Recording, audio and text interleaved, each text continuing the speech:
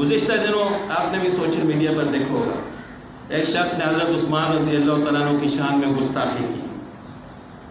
اور گستاخی ایک تو یہ کہ حضرت عثمان رضی اللہ تعالیٰ عنہ جیسی شخصیت کے بارے میں ہم کو یہ اعتراض کریں تو یہ بھی بہت بڑی گستاخی ہے، کیونکہ جن کے بارے میں اللہ تعالیٰ نے فرما دیا ہے کہ میں ان سے راضی ہو گیا، یہ مجھ سے راضی ہو گئے، جن کو اللہ تعالیٰ نے زندگی میں ہی جنت کی بشارت دے دی.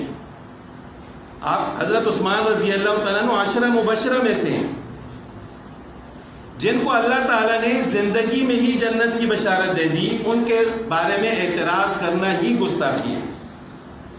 پھر جب انسان بات کرے اور الفاظ بھی ایسے گستاخانہ ہوں تو پھر اس انسان کی بدبختی کا آپ کیا کہیں گے؟ آپ کی تصدیق کرتے ہیں کہ عثمان بن عفان غزوہ احد میں بھاگے تھے. جملہ فرار فرار وہی نا، عربی لفظ کو ترجمہ کیا کروں یار عربی لفظ میں بھاگ. اچھا فرار عربی لفظ کو ترجمہ کیا کروں؟ نہیں آپ فراری کہتے ہیں تو فرار بھاگنے ہوگا نا، بھاگے تھے، تشریف لے گئے تھے. ہاں جی تشریف لے گئے، تشریف لکھا ہی نہیں، تشریف کچھ دشمنوں کی طرف کی تھی، انہوں نے نہیں لکھا. میں قرآن میں بتاؤں گا، تشریف دشمنوں کی طرف کی تھی. عبارت پڑھ دے، عبارت پڑھ دے. وہ پڑھ رہا ہوں. انہوں نے کہا جب انہوں نے پوچھا نا کہ حضرت میں احتجاج وہ بھاگے تھے، تشریف دشمنوں کی طرف.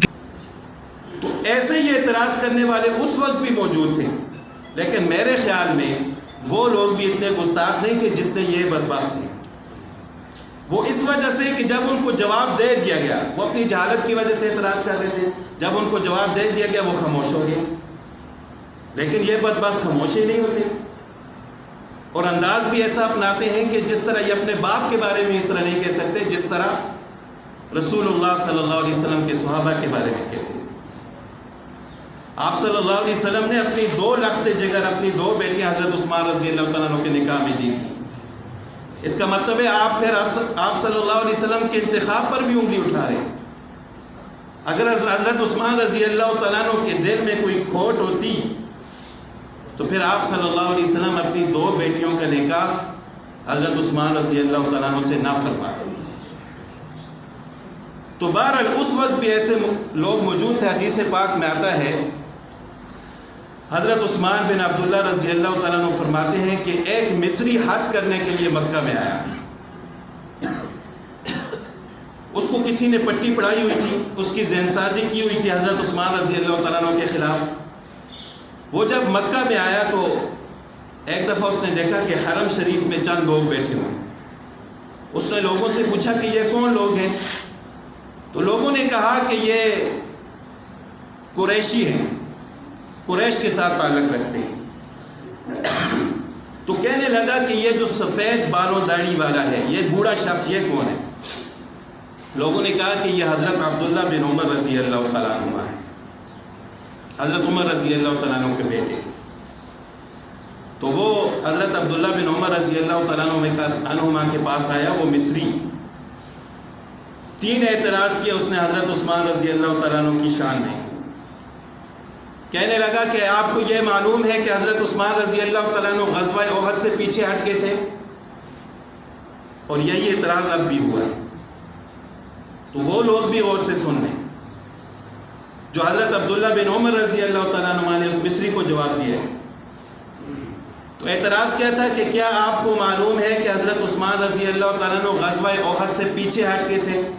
حضرت عبداللہ بن عمر رضی اللہ تعالیٰ عنہ نے فرمایا کہ ہاں مجھے معلوم ہے. پھر کہنے لگا آپ کو معلوم ہے کہ حضرت عثمان رضی اللہ تعالیٰ عنہ غزوہ بدر میں شریک نہیں ہوئے؟ حضرت عبداللہ بن عمر رضی اللہ تعالیٰ عنہ نے فرمایا کہ مجھے معلوم ہے. پھر کہنے لگا کہ آپ کو معلوم ہے کہ حضرت عثمان رضی اللہ تعالیٰ عنہ بیعت رضوان میں شریک نہیں تھے؟ حضرت عبداللہ بن عمر رضی اللہ تعالیٰ عنہ نے فرمایا کہ ہاں مجھے معلوم ہے. تو کہنے لگا اللہ اکبر، پھر بھی آپ لوگ اس شخص کی فضیلت کی بات کرتے ہو؟ کسی نے ذہن سازی کی ہوئی تھی کہ آپ نے جا کر اس طرح اعتراض کرنا ہے. حضرت عبداللہ بن عمر رضی اللہ تعالیٰ عنہ نے فرمایا کہ آپ میرے نزدیک آ، ان کا جواب بھی سن. حضرت عبداللہ بن عمر رضی اللہ تعالیٰ عنہ نے فرمایا کہ پہلا جو تمہارا اعتراض ہے کہ حضرت عثمان رضی اللہ تعالیٰ عنہ غزوہ احد میں شریک نہیں ہوئے، تو اللہ تعالیٰ نے ان کی اس غلطی کو معاف فرما دیا ہے. اللہ تعالیٰ نے ان کے لیے معافی کا اعلان فرما دیا قرآن کریم میں. اور دوسرا جو آپ کا اعتراض ہے کہ حضرت عثمان رضی اللہ تعالیٰ عنہ غزوہ بدر میں شریک نہیں ہوئے، تو ان کو رسول اللہ صلی اللہ علیہ وسلم نے خود اجازت دی تھی کیونکہ ان کے نکاح میں رسول اللہ صلی اللہ علیہ وسلم کی بیٹی تھی. آپ صلی اللہ علیہ وسلم نے صرف اجازت نہیں دی بلکہ فرمایا کہ آپ نے غزوہ بدر میں شریک نہیں ہونا، میری بیٹی کے ساتھ رہنا ہے. جو لوگ غزوہ بدر میں شریک ہوں گے ان کے ثواب کے برابر اللہ تعالیٰ آپ کو ثواب عطا فرمائیں گے. تو آپ کیوں اعتراض کر رہے ہیں؟ اور جو تیسرا اعتراض کہ حضرت عثمان رضی اللہ تعالیٰ عنہ بیعت رضوان میں شریک نہیں ہوئے، تو بیعت رضوان تو ہوئی ان کی وجہ سے. وہ تو مکہ میں تھے، مذاکرات کرنے گئے تھے. بیعت رضوان تو ان کی وجہ سے ہوئی تھی اور وہ شریک بھی ہوئے کہ رسول اللہ صلی اللہ علیہ وسلم نے فرمایا کہ میں عثمان کی طرف سے بیعت کر رہا ہوں. آپ صلی اللہ علیہ وسلم نے اپنا ہاتھ عثمان کا ہاتھ قرار دیا، تو وہ کیوں شریک نہیں ہوئے؟ تو وہ خاموش ہو گیا. لیکن آج کے بدبخت خاموش نہیں ہوتے. جب وہ خاموش ہوا تو حضرت عبداللہ بن عمر رضی اللہ تعالیٰ عنہ نے فرمایا اب یہ میرے جواب اپنے ساتھ لے کر جاؤ کہ شاید کوئی اور بھی تمہارے اوپر یہ اعتراض کرے تو ان کو یہ جواب دے دینا کہ اللہ تعالیٰ نے ان کو معاف فرما دیا ہے اور غزوہ بدر میں شریک نہیں ہوئے تو آپ صلی اللہ علیہ وسلم کی اجازت سے شریک نہیں ہوئے، اور اللہ تعالیٰ نے ان کو اتنا ہی اجر عطا فرمایا ہے جتنا غزوہ بدر میں شریک ہونے والوں کو عطا فرمایا.